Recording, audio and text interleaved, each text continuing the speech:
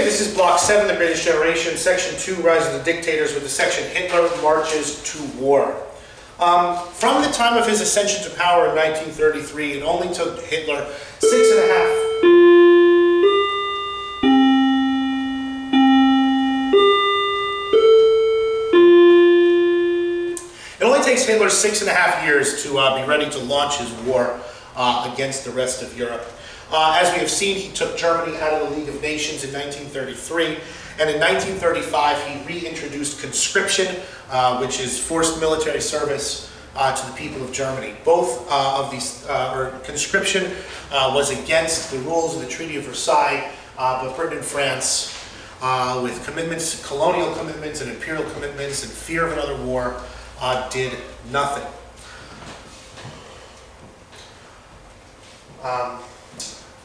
The first thing that Hitler did was he kind of engineered a plebiscite in the Saar Valley. And the Saar region is right around this part of Germany, in between Germany and France. And as part of the Treaty of Versailles, the Saarland was put under French trusteeship. That it was German territory, but it was administered by France, this highly industrialized area. And the French wanted to keep it that way.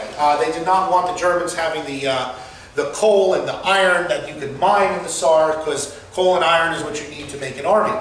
But it was Germans who lived there. So Hitler played the nationalism card. He played the self-determination card. He said that the Saar should be able to vote. The people of the Saarland should be able to vote whether they want to be ruled by France or whether they want to be ruled by Germany. And he arranged for this vote to happen. You know, how can Britain and France, defenders of self-determination in the League of Nations, you know, say no? So the Saarland voted overwhelmingly to rejoin Germany, and that's what happened.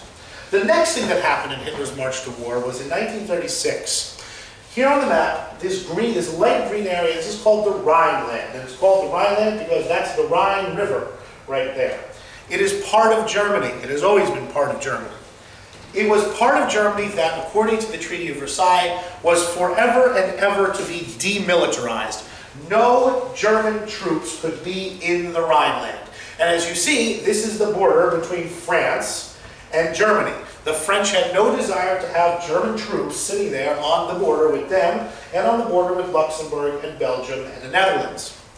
But in 1936, Hitler kind of uses the Rhineland as a test of Britain and France's resolve.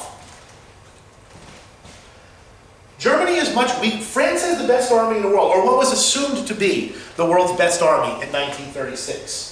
And Hitler says, I'm going to go remilitarize, I'm going to send troops into this German territory, this part of Germany called the Rhineland.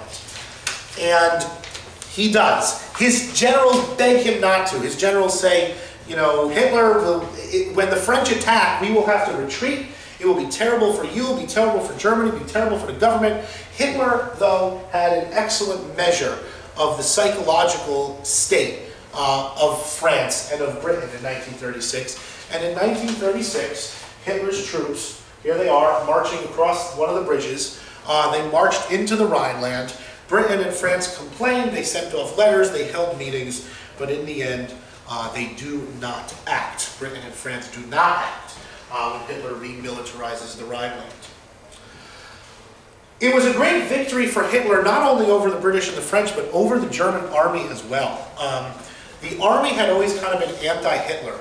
But his success in the Rhineland kind of dampened criticism from within the German army against Adolf Hitler. And that's going to play a significant role later. Another thing that Hitler does that contravenes the Treaty of Versailles was he begins to build up a German air force known as the Luftwaffe. The Luftwaffe is the German air force. Hitler begins building one. And he's not supposed to, because the Treaty of Versailles says he's not supposed to.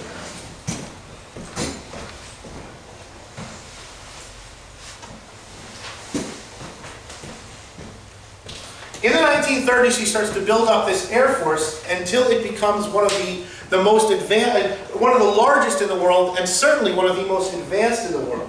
What you're looking at here are Messerschmitt's Bf-109s. They are for the mid-1930s, kind of state-of-the-art, cutting-edge aircraft technology. The British and the French are mired in the midst of the Depression. They have imperial commitments around the world. They are not putting in the research and development into new types of airplanes like the Germans are. In the mid-1930s, the Brits and the French are still flying biplanes like the one you see down there at the bottom. Not a World War I biplane, but certainly not what the Germans are flying. Disgraced British politician Winston Churchill is constantly arguing that Britain should build up its air force, that Germany will be able to overtake Britain, and has overtaken Britain in air power. Churchill is widely dismissed as a warmonger. He is ignored. He is a creature of the past. He was disgraced during the First World War and is generally not held in particularly high esteem.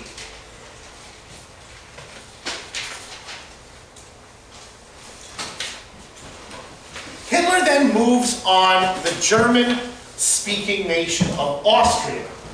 We go back to the map.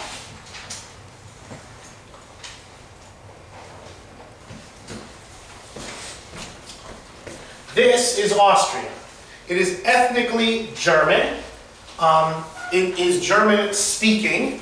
What historically differentiates Germany and Austria, Germany is generally Protestant. Austrian Germans are Catholic, tens. But Germany said one of Hitler's big things is self-determination, or if you want to put a negative spin on it, irredentism. The belief that people from, basically the belief of self-determination or irredentism is that all the Germans should live in one big German country. That a German in Prussia lives in Germany, a German in Bavaria lives in Germany, a German in Hesse lives in Germany. Why the hell should a German in Austria live in Austria? The belief is that all the Germans should live under one government. So Hitler, the story of it is interesting. We don't have to get much into it right now. But basically, Hitler annexes Austria.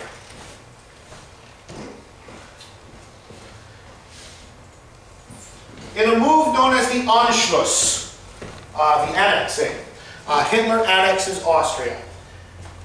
Lots of Austrians not happy. Lots of Austrians real happy. After the war, the Austrians tried to pretend that Hitler had forced this upon them. That was not really the case. Austria was divided between pro-Hitler people and anti-Hitler people, but it was certainly not overwhelmingly anti-Hitler, and Austria is not, you really can't consider it Hitler's first victim of aggression, because many Austrians invited the Anschluss and wanted it. But what you have done is just added a whole tens of more millions of people, lots of land and industry into the German orbit.